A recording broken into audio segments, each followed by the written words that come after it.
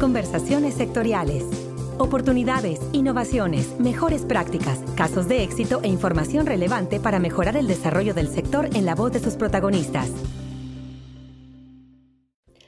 Hay muchas razones por las cuales uno querría tal vez trabajar desde casa al menos algunos días por semana, pero esta vez, dice Laura Ripani, economista del Banco Interamericano de Desarrollo, no es cuestión de elección porque para muchos de los que trabajamos en una oficina, el coronavirus impuso el trabajo a distancia de forma obligatoria, como si fuera un experimento a escala mundial del teletrabajo o del home office, como nosotros lo llamamos comúnmente.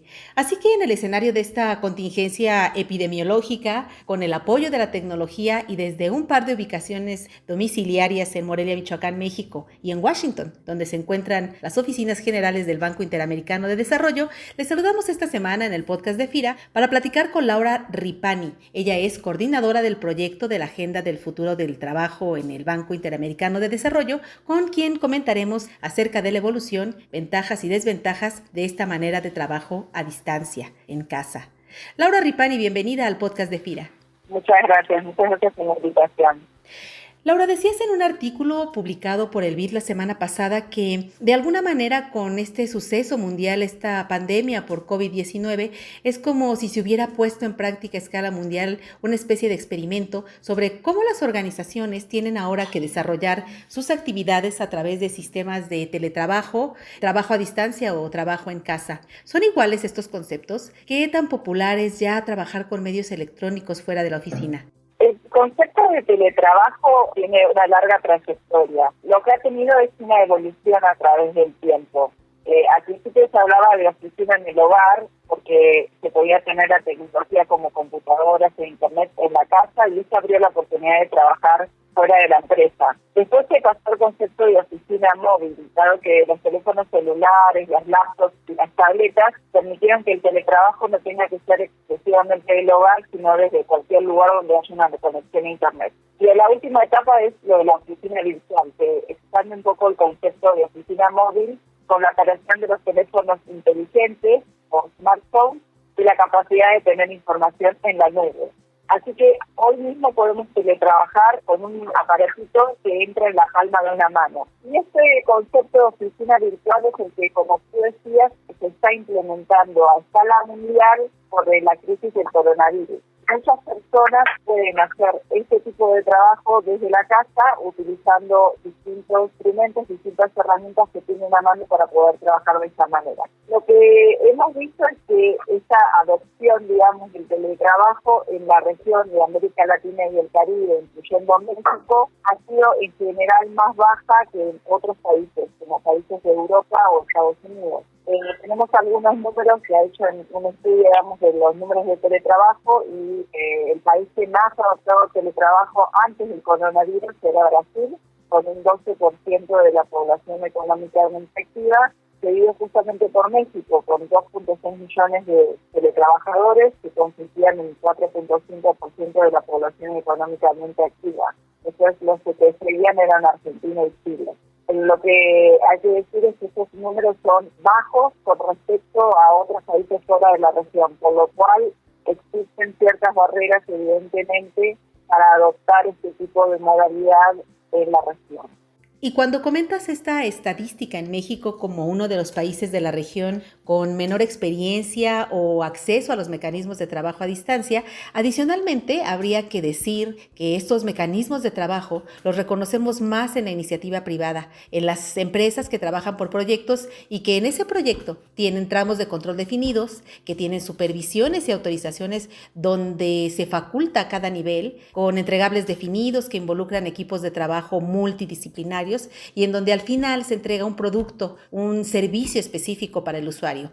Pero en realidad esta forma de trabajo es muy poco común o casi nada común en las estructuras, por ejemplo, de los gobiernos de los países de la región, donde suele trabajarse por tareas hechas y no por proyectos terminados. ¿Es así? Efectivamente, muchas empresas en América Latina y el Caribe todavía no están preparadas para tener esta modalidad de la manera más eficiente, ¿no? Como tú decías, las empresas que pueden aprovechar mejor el teletrabajo son aquellas empresas que, número uno, toman desde el más alto nivel gerencial a esa modalidad como una modalidad que puede ser muy eficiente para la productividad, para aumentar la productividad de la empresa. Segundo, como tú decías, están basadas en modelos basados en resultados. Entonces, de alguna manera puede haber una medición clara de lo que el trabajador hace desde su casa. Le puede decir, bueno, qué productos tienes que hacer, en qué tiempo, y de acuerdo a la entrega efectiva en ese tiempo de ese producto, entonces se puede medir la productividad del trabajador. Además, las empresas de América Latina y el Caribe, muchas de ellas no tienen una gran adopción tecnológica, por ejemplo, de tecnología en la nube, de redes digitales, de manera tal de guardar la información de alguna manera en la nube, ¿no? Entonces, todo esto hace más difícil que la persona pueda hacer su trabajo desde su casa. De la misma manera, hasta cosas más simples como tener una laptop para trabajar, ¿no? Entonces, todas esas son barreras que existen hoy en día en la región para que este modelo se expanda y sea efectivo. Y bueno, por tanto, para la empresa como para el trabajador. Ahora, en tu experiencia, ¿qué otras ventajas y desventajas se identifican en los sistemas de trabajo a distancia? Lo divertido de este tema es que muchas veces las ventajas se mezclan con las desventajas, o son ventajas o desventajas para distintos tipos de trabajadores. En primer lugar, una de las cosas que más atrae el teletrabajo desde el punto de vista del trabajador es que da mayor flexibilidad de horario. El teletrabajo hace más difícil definir de qué hora trabajamos, y eso puede ser una desventaja. Esa mezcla de esas dos fronteras o dos ámbitos del trabajo y la vida personal se mezclan y pueden tener impactos negativos tanto a nivel de estrés como de la salud, hasta física o mental en general, ¿no? Pero por otro lado, puede tener efectos positivos porque uno puede de alguna manera combinar mejor la vida personal y la vida profesional. En qué horario se está trabajando y en qué horario se está, digamos, disfrutando de la vida personal. Otra ventaja que se puede tener es la productividad. Los efectos del teletrabajo van a depender de sistemas de información y comunicación de la empresa, como mencionaba anteriormente, la cultura corporativa. Una de las grandes ventajas que se tiene con el teletrabajo también es romper las barreras de acceso que tienen ciertas personas para acceder a buenos empleos. Y en ese sentido, por ejemplo, las personas con discapacidad física en nuestros países tienen varias barreras para llegar a un lugar de trabajo. El teletrabajo puede permitir a esas personas trabajar en su casa de manera eficiente, quebrando un poco esas barreras de la propia discapacidad. También a otras personas, como aquellas personas que están a cargo de niños o de personas mayores, donde entonces tienen que equilibrar esa parte personal con la profesional. El teletrabajo puede ser una opción muy interesante para las personas que no pueden trabajar de una manera de 9 a 5 en un lugar fijo todos los días. Otra parte es que, el trabajo fuera de las oficinas supone una coordinación muy importante de autogestión por parte del colaborador y por otra, una forma diferente de los empleadores o de los jefes para supervisar. Es decir, ¿cómo puede un directivo a distancia, sin una comunicación directa con sus colaboradores, revisar, por ejemplo, listados de actividades diarias o semanales de 15 o 20 personas a su cargo, sin terminar al final con un cúmulo de documentos que en el día a día, semana a semana, pueden acabar convirtiéndose en algo que ya no se puede administrar? ¿Cómo encontrar ese balance de gestión? Sí, es una muy buena pregunta, porque esto es algo que toma una cantidad de recursos para manejar a las personas a distancia. Entre ellos hay que decidir qué herramientas se van a usar para mantener el contacto y la comunicación.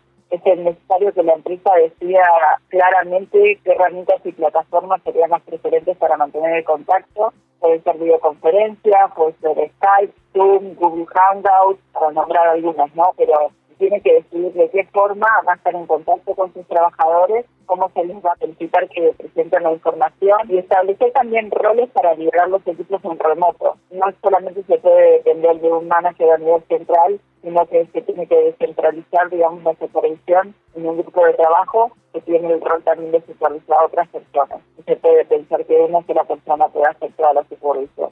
Entonces, lo importante es que se enfoquen los objetivos, ¿no? Y de vez en cuando, periódicamente, tener reuniones para que la gente vuelva a tener claro cuál es el objetivo del trabajo y entregar lo que tiene que entregar cada uno para hacer el trabajo que tiene que hacer la empresa. Y en ese mismo sentido, Laura, ¿qué papel piensas que tiene la comunicación amplia, permanente, clara y asertiva entre jefes y colaboradores para eficientar los sistemas de trabajo a distancia?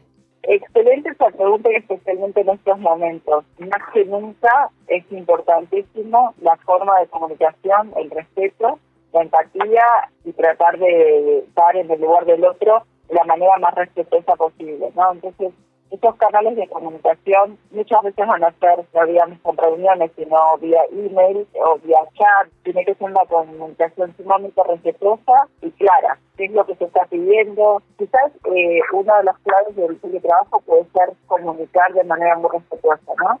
Entonces, no dejar la información como que sea sobreentendida, sino que sea muy clara y detallada para que las personas puedan entregar lo que tienen que entregar en los tiempos, ¿no? En esta crisis de coronavirus yo creo que es sumamente importante el respeto en la comunicación, porque allá hay demasiado estrés que están sufriendo los trabajadores como para agregar un estrés adicional que es el estrés de alguien que ha hecho una comunicación que no sea respetuosa. Bien, por último, Laura, decías en tu artículo, la vida antes y después del coronavirus no va a ser la misma. ¿Por qué? ¿Qué lecciones piensas que nos dejará esta experiencia de trabajo de forma remota? A futuro creo que el coronavirus nos va a dejar muchas lecciones con respecto al teletrabajo. El teletrabajo es una herramienta útil, pero sí estamos preparados para usarla.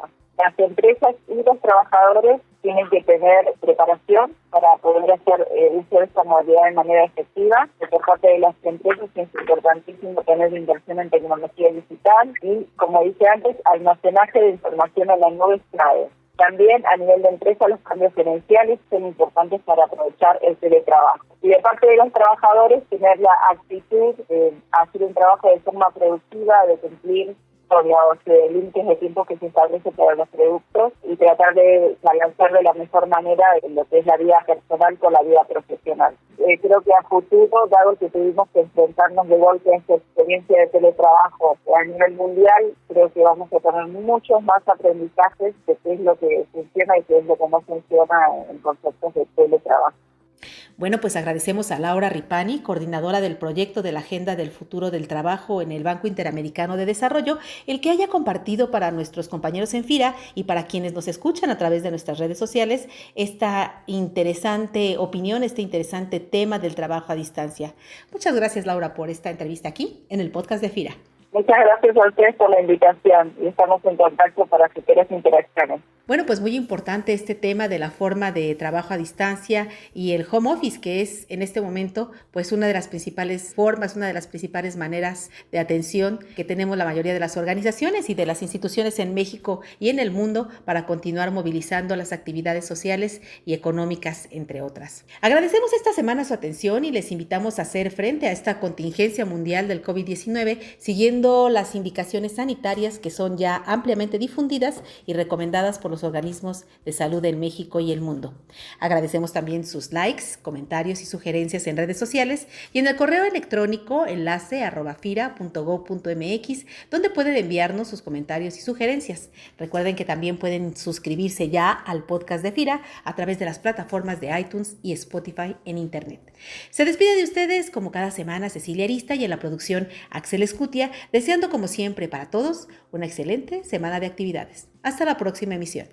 Este podcast es una producción de la Subdirección de Promoción de Productos y Servicios de FIRA.